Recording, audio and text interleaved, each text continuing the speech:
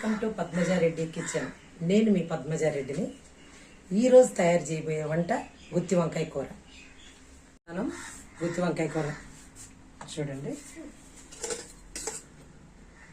కొంచెం ఆయిల్, పాన్లో కొంచెం ఆయిల్ వేసి హీట్ అయిన తర్వాత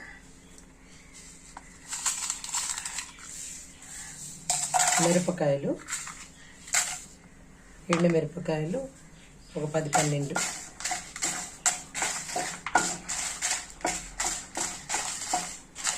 లైట్గా వేగనిచ్చి ఇందులో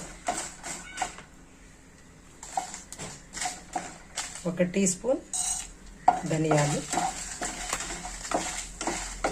కొంచెం వేగిన తర్వాత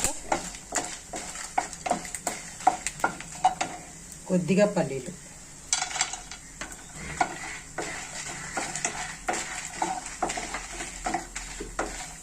కొంచెం వేగనిద్దామండి దోరగా.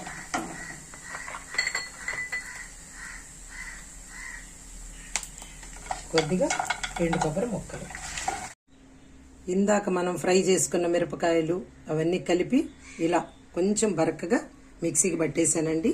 ఇప్పుడు దీనిలో ఈ ఉల్లిపాయ ముక్కలు, ఒక 2 చిన్న ఉల్లిపాయలు, ఒక పెద్ద ఉల్లిపాయ అయినా సరిపోద్ది, చిన్న ఉల్లిపాయ ముక్కలు ఇలా వేసుకొని ఒక్కసారి మిక్సీ పట్టేస్తే ఇది మిక్సీలో ఇంచి తీసేసామండి. మెత్తగా ముద్దగా వచ్చింది చూడండి. ఇప్పుడు ఇందులో 1/2 స్పూన్ పసుపు, కావలసినంత ఉప్పు యాడ్ చేసేసుకుంటే వంకాయ కోసం ఈ విధంగా 4 పలకలుగా 4 వైపులా ఇలా కట్ చేసుకోవాలండి. ఇవి నీళ్ళల్లో వేయాలంటే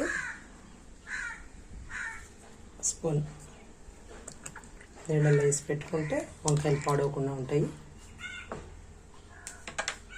ఇప్పుడు కట్ చేసిన వంకాయలని ఈ విధంగా మనం తయారు చేసి పెట్టుకున్నాం కదండి మిశ్రమాన్ని ఇలా కూర్చేయాలండి.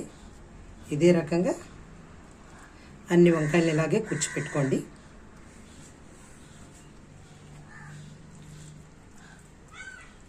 ఇలా కూర్చిపెట్టుకుంటే ఏమవుద్దంటే కూర ఉడికేటప్పుడు వంకాయలకి మొత్తం మసాలా అంటుకొని రుచికరంగా వస్తుంది కూర.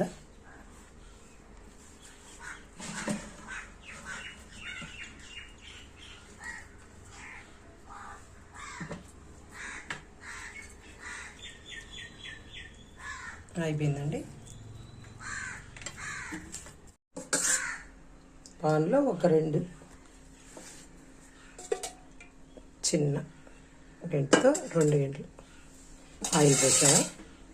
అది కొంచెం కాగిన తర్వాత ఆయిల్ కాగిన తర్వాత కొద్దిగా ఆవాలు,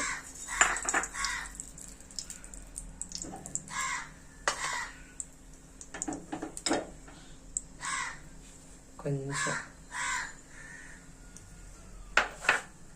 ఆవాలు కొంచెం చిట్టుపట్లాడిన తర్వాత పచ్చనపప్పు వేసాను.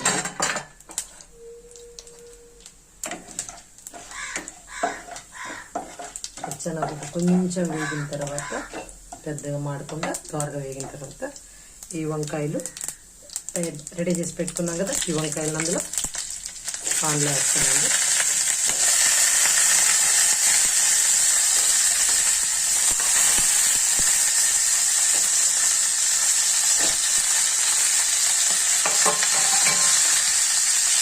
కొంచెం సేపు తర్వాత సిమ్లో పెట్టి ఒక 2 నిమిషాలు మగ్గనిద్దామండి. ఈ వంకాయని ఇలా తిరగబెడదామండి. ఈ కూర అంతా ఎక్కువ భాగం సిమ్లోనే మగ్గనిద్దామండి. ఇలా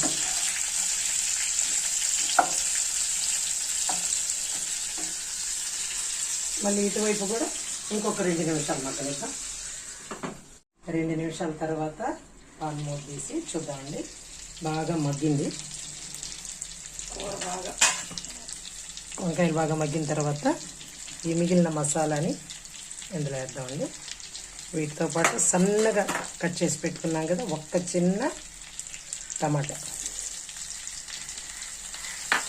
వేసేసామండి. ఇప్పుడు వంకాయలు చెదిరిపోకుండా అలా కదిలిస్తా కొంచెం ఈ మిగిలిన మిశ్రమాన్ని కూడా అలా కలిపేసామంటే చూడండి ఇప్పుడు బాగా మగ్గింది వంకాయ కలర్ అది. ఇప్పుడు దీంతో ఒక చిన్న నిమ్మకాయ సైజు అంత తీసుకున్నాను చింతపండుని కలిపి పెట్టుకున్నాను. ఆ చింతపండు పులుసు ఇందులో వేసేయాలి. వేసి కొంచెం అటు ఇటు ఈ కూర ఎక్కువసేపు సిమ్లోనేనండి, మొత్తం సిమ్లో ఉడికించుకుంటే చాలా బాగా వస్తుంది. ఇప్పుడు ఇలా కలిపేసి కొంతసేపు ఉంచుదామండి. అంతా సిమ్లోనే ఉడికిందండి, దగ్గరగా ఉడికిపోయింది కూర వంకాయ మొత్తం. చూడండి కలర్గా బాగా రెడ్డిష్గా వచ్చింది, నూనె బాగా తేలినట్టు బాగా వచ్చింది. అంతేనండి, వెరీ సింపుల్ గుత్తి వంకాయ కూర రెడీ.